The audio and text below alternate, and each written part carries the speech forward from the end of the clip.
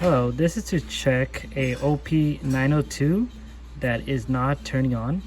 When you press the buttons, it won't turn on at all. So first you do is turn it over.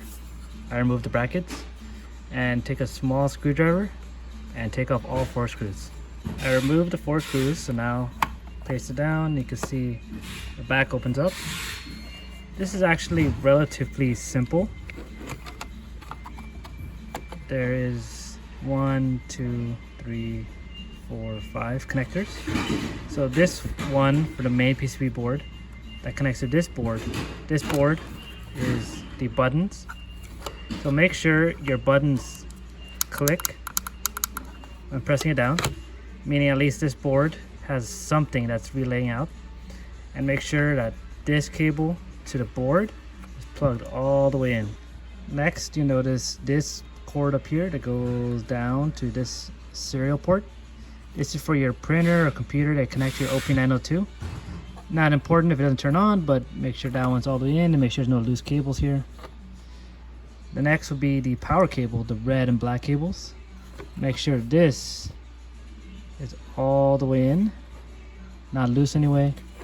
Check the back. Make sure that the black end of this cable is all the way in and not broken off, or the red part of this cable is not broken off. And this is all the way in, so make sure the board's giving power. And this last cable goes around here and to the 4-pin connector in the back for your load cell. Not important for our situation, but make sure that's all the way in, and make sure these cables are not pulled out in any way. All the way in.